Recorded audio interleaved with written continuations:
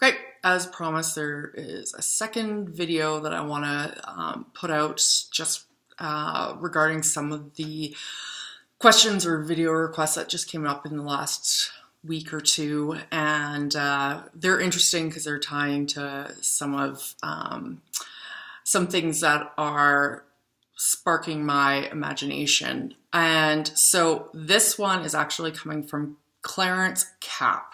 So what the question was, do I think the INTJ female experience is different from the male experience?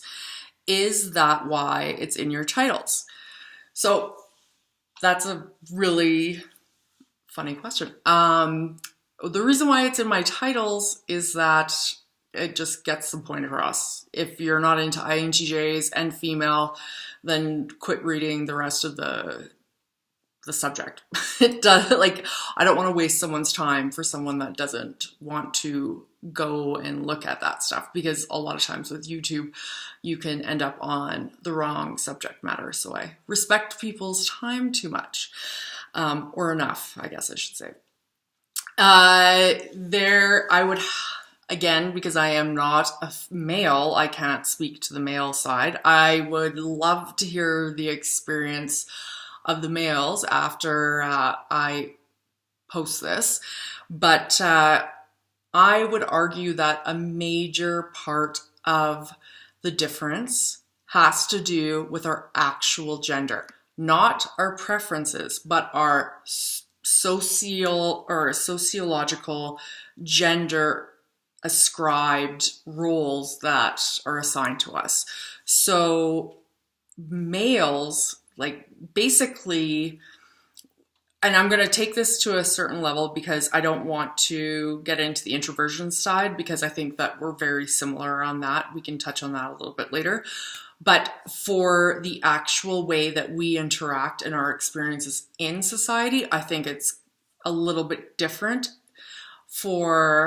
I feel the main reason in trying to make sense of the world. So when girls are socialized, we don't have, we already know the background, the stereotypes that are involved with socializing males and females. And I love that as our society is moving on, they're changing to more of a broader idea of what makes a person, not just setting them up with blue or pink. So it's fantastic. But females, when you're an INTJ, when we are already navigating tough waters when we're going through our younger years, trying to see and make sense of the disconnect between the other 80% generalization of women or girls that are around us who are playing with us in the gym and the playground, that type of thing. And we're bringing all of that mindset into how we make sense of our adult years. And so whatever happened in the trying to make sense world of our young years, and this is for multiple people, it's not just for INTJs, but I feel that there's a more of a disconnect with the INTJs. So anyways, going into your older years, your 20s and onwards, you are using that scope that you developed when you were young, and you weren't celebrated for the traits that are the same as in an INTJ male. So instead, you had to question them, you had to make sense of them, you might have beat yourself up over it, because on top of it, we also have physiology differences where we're estrogen and you're testosterone. So there's that on top of it. So our chemicals in our bodies are adapting and changing to what is happening to us, and our neurology is adapting based on our way to survive what is going on from an evolutionary sense.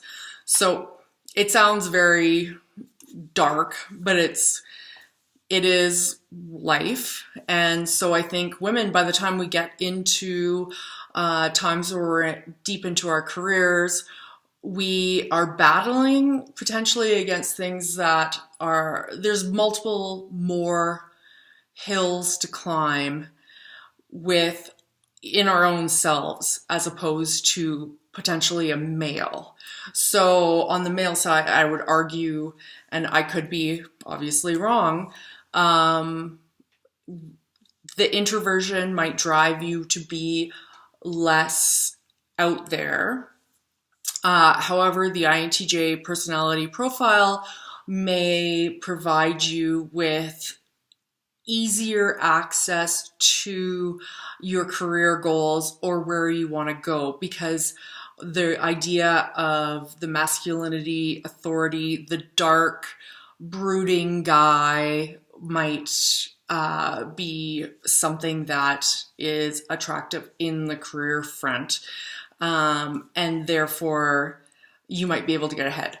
The problem I might argue on that is that when both of us, both males and females, are coming at it with a very, our emotional side being the last stack to actually get really developed, that both of us are running with the same issues regarding how our emotions, our self-esteem, our everything is tied together, how to manage the society around us.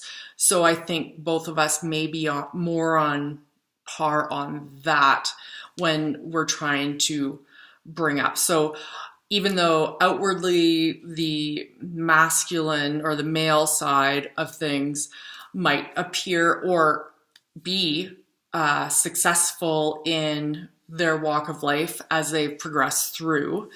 And however, it might be almost like they have to, it's like not a mask, but like a shell that they're trying to build up their emotional side on top of that. And actually that brings up an interesting point too, where it's because males, I would argue, in society are usually told to repress or suppress emotions.